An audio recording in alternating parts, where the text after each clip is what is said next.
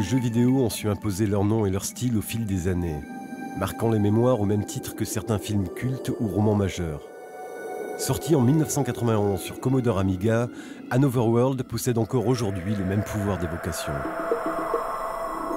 Réalisé chez ses parents par un jeune programmeur graphiste autodidacte, Another World est l'un des rares fleurons de la production vidéoludique française.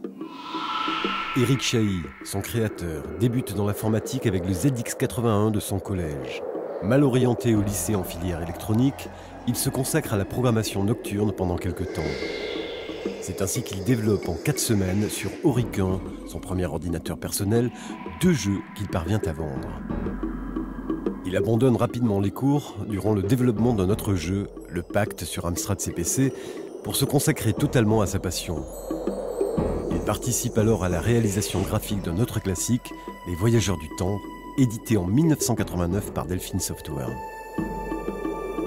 Cette expérience le conforte dans son ambition, et c'est ainsi qu'il débute la réalisation de Another World avec le concours d'un ancien camarade de lycée pour la musique.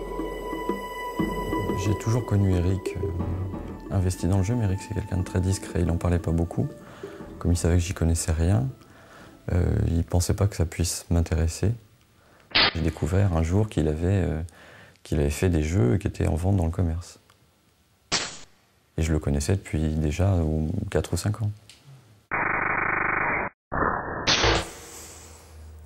Je n'aime pas raconter l'histoire d'Another World parce que j'estime que les images le font bien mieux. Et en fait, j'ai conçu les images pour que ça raconte quelque chose. Donc le raconter moi-même, c'est toujours un petit peu bizarre. C'est vrai que dans Another World, mis à part le côté un peu action, il n'y a plus rien en commun avec ce que j'aimais au début du jeu vidéo, les jeux d'arcade. C'est-à-dire c'est une vraie cassure d'ailleurs, puisque tous les jeux de l'époque, la plupart des jeux de l'époque affichaient des scores. Ça relevait de la performance numérique, puisqu'il fallait faire du chiffre. Et là, j'ai cassé tout ça. C'est-à-dire, je me suis dit, non, mais ce qui m'intéresse, c'est pas d'avoir un score. Moi, je veux travailler sur ce qu'on ressent. C'est Éric. Le petit personnage, c'est Éric. Il y a une certaine discrétion qui confine même parfois un peu à la mélancolie, et Éric est comme ça. C'est l'impression qu'il donne. Alors que finalement, une fois qu'il se lance, on peut quasiment plus l'arrêter. Mais... C'est vrai qu'il y a un parallèle entre l'aventure donc de Lester, ce personnage qui se retrouve seul, mais vraiment seul dans un univers qui lui est complètement étranger. Il y a un petit parallèle avec la création même du jeu. Quelque part, au fond de moi, j'avais un sentiment de solitude. Et je pense que inconsciemment, je l'ai mis dans le jeu aussi. L'ami extraterrestre, il ne fait rien d'autre qu'appuyer ce sentiment de solitude.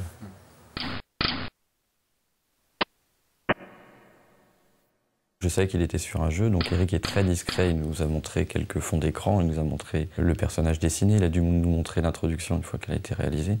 Et puis c'est lui qui m'a demandé... bah écoute, j'ai de la place pour mettre un peu de musique, est-ce que tu as des idées? Oui, des idées, j'en avais plein. En même temps, le niveau était quand même plus haut. Il avait créé un truc très très onirique, ce qui n'était pas le cas dans ses jeux précédents. C'est comme une première œuvre, un petit peu, où on met tout ce qu'on a, où on a emmagasiné de la création, un pouvoir créatif pendant des années sans pouvoir l'exprimer, et tout à coup on donne tout ce qu'on a, comme un premier film, comme peut-être un premier roman. Je voulais quelque chose qui serve le jeu et qui soit au moins à la hauteur, c'était pas évident à faire. En fait, j'ai une manière de travailler qui consiste à partir du flou et pour préciser petit à petit les choses.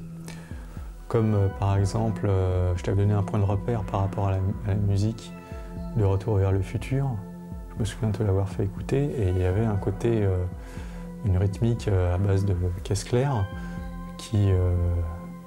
que j'aimais beaucoup parce que ça amenait un côté militaire et surtout un côté inéluctable, quelque chose qui avance mais qui recule pas. On avait tenté quelque chose pour la fin, pour la musique de fin. Ça n'avait jamais été fait, c'était d'avoir un solo de guitare pour la fin du jeu. Et donc Jean-François avait échantillonné des notes, mais le problème c'est que ça sonnait faux. Donc on s'est rabattu sur une dimension plus synthétique qui va très bien d'ailleurs. C'est toi qui as eu l'idée. C'était ce que tu voulais. On a fait des bruitages de bruiteurs sans connaître aucune technique. Par exemple, tous les bruits d'écrasement, les bruits d'os, quand un personnage se fait tirer dessus et que le squelette explose. Je me souviens qu'on avait ramé pour ce bruitage, on a tout essayé, des noix, on a essayé... on voulait faire des bruitages un peu violents, comme on voit dans les films d'horreur. Donc on a essayé d'écraser des tomates, on a essayé avec des éponges. J'avais une imprimante matricielle, les imprimantes qui font un bruit pas possible. Et j'ai utilisé ce son de crépitement pour les bruits d'éclairs dans l'ascenseur de la prison. Donc ce côté bidouille me plaisait beaucoup. On avait aussi enregistré des voix pour le langage extraterrestre, notamment le fameux Matsuba dans la prison. Matsuba. Chez moi, j'avais posé le magnéto et j'avais déblatéré tout et n'importe quoi, mais en y mettant de l'intention.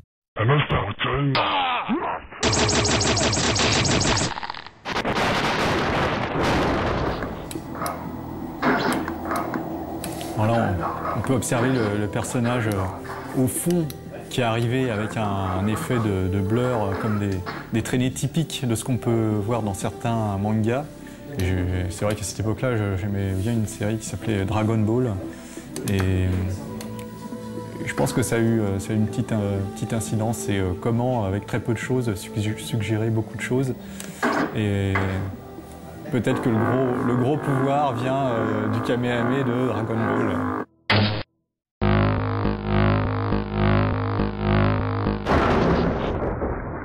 C'était assez secret quand même. Il nous montrait ce qu'il voulait bien nous montrer. Oui, parce que voilà. Pourquoi Oui. Pourquoi je montrais bien Non, mais c'est pas un reproche. Non, mais si, mais je l'explique un peu. C'est que j'aimais bien montrer quelque chose d'à peu près fini pour voir l'effet que produisait la création sur quelqu'un qui n'avait jamais rien vu. Oui, même tu en parlais peu, on te voyait pas beaucoup. C'est vrai que tu t'es investi jour et nuit pendant plus d'un an, 2 ans. 2 ans. Pendant 2 ans.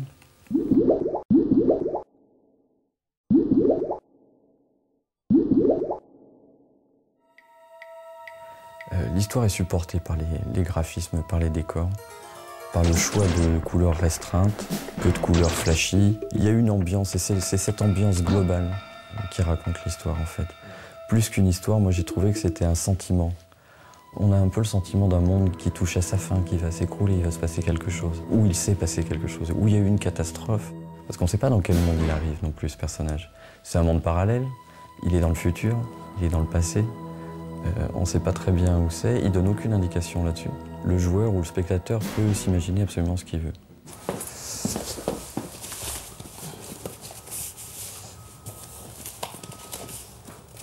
Alors voici quelques esquisses. L'idée c'était vraiment d'aller à l'essentiel.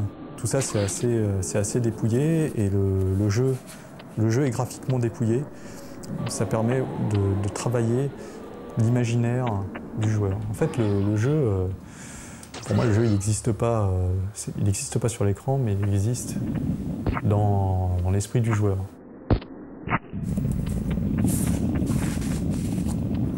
Par exemple, le monstre noir, c'est typiquement ça, quoi. C'est une forme, c'est un contour, on peut y projeter énormément de choses. On sent la masse.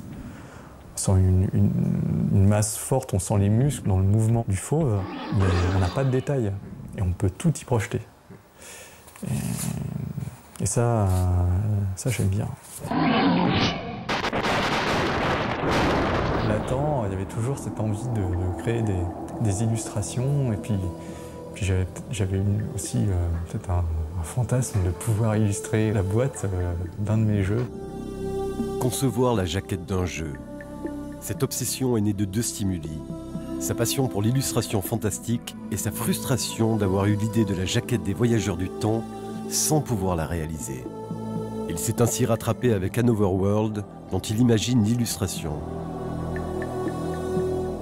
Il procède à de nombreux essais couleurs afin de retranscrire au mieux l'ambiance de son jeu, entre rêve et cauchemar.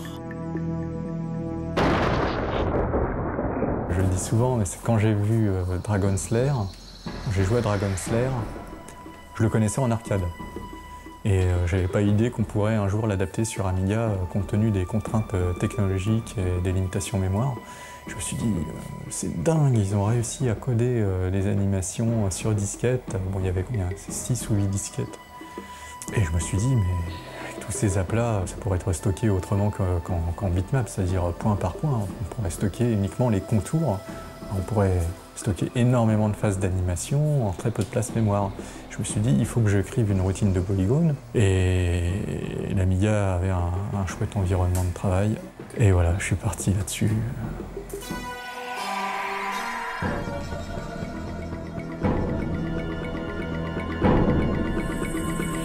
Il n'y avait rien qui existait sur le marché, donc je me suis programmé véritablement mon éditeur. Donc, il est écrit en basique, en GFA basique, pour des raisons de simplicité et de rapidité de programmation. Alors ça permettait d'éditer, de tracer des polygones, de calquer des animations que j'avais rotoscopées, de gérer la logique du jeu et de pouvoir jouer immédiatement au jeu après chaque modification, que ce soit dans les scripts ou dans l'image. Donc il y avait un système d'aller-retour immédiat qui m'a permis de gagner beaucoup de temps. Pour certains jeux qui étaient entièrement programmés, par exemple en assembleur, il fallait recompiler à chaque fois le code pour pouvoir tester le jeu.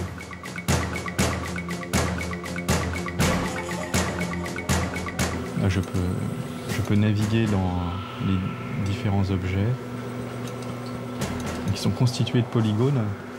Donc ce sont des groupes de polygones que je peux déplacer donc, très facilement et que je peux inclure dans d'autres objets. Donc ça, finalement, les graphismes sont constitués de sous-objets. Il y a une structure hiérarchique, c'est comme des poupées russes.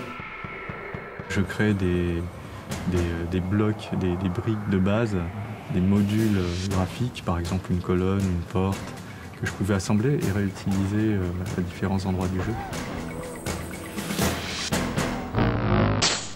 Derrière cette étincelle technologique, il y avait l'envie de créer un jeu orienté science-fiction, il y avait l'envie de créer un jeu qui communique une atmosphère, un ressenti, qui ait une connotation cinématographique.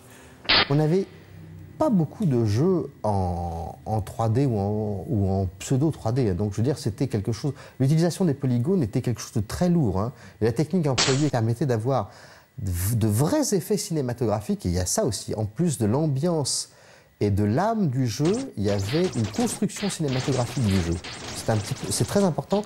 Ça me rappelle, dans un autre domaine, le premier jeu qui a fait cette construction cinématographique, qui était Karateka.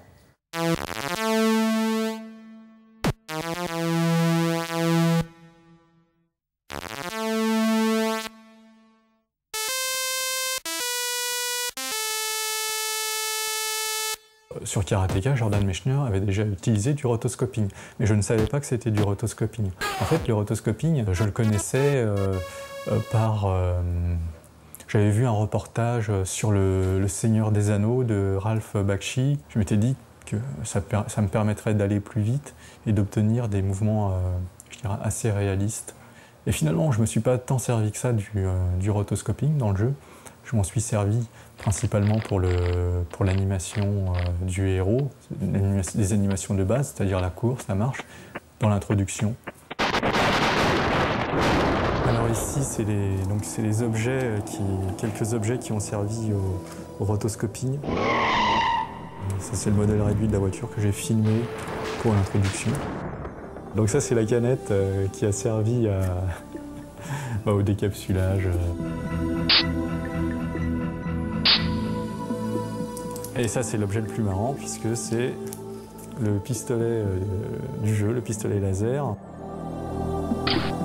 Plutôt que de chercher un modèle réduit, je me suis dit, bon, bah, de toute façon, ce qui compte, c'est la forme.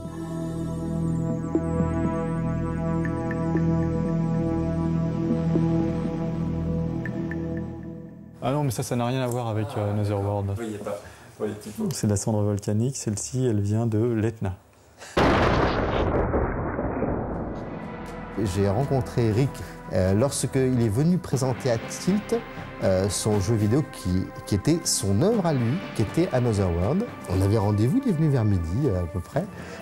Et j'étais là, on l'a installé sur l'ordinateur qui était disponible, sur l'Amiga qui était disponible, et on a commencé à voir le jeu. Il y avait une grappe qui s'était formée autour de l'ordinateur avec Eric qui était un petit peu perdu dans la masse devant l'ordinateur en train de montrer le jeu. Et nous qui étions vraiment, vraiment étonnés de la qualité, surtout de l'ambiance extraordinaire du jeu et une âme. On n'a pas arrêté de charrier Eric sur plein de trucs, parce que c'était notre boulot de le charrier, mais on savait que c'était un très grand jeu. On l'a rassuré après pour lui dire que c'était un très grand jeu. Tu veux... Attends, je vais pas me balader avec le titre d'or, c'est toi qui as le titre d'or, pas moi.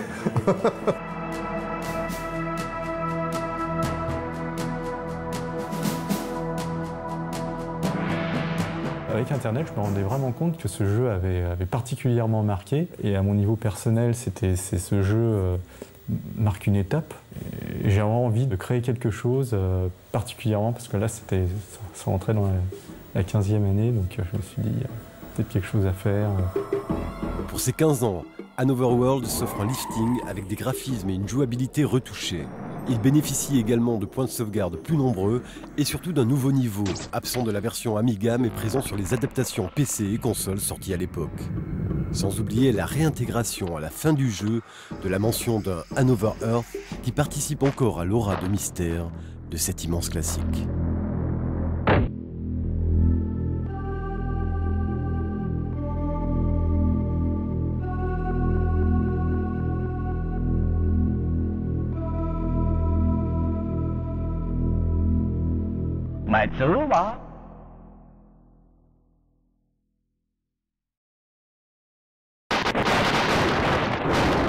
Je sais qu'il a été en but avec l'adaptateur américain, donc il en parlera mieux que moi. Enfin, il y a des scènes où on lui a demandé de couper. Alors, c'est pas forcément les scènes violentes.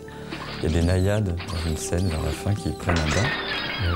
Elles sont nues, quoi. On leur voit l'arrêt des fesses. Donc j'ai dû enlever l'arrêt des fesses pour que ça ressemble à un maillot de bain.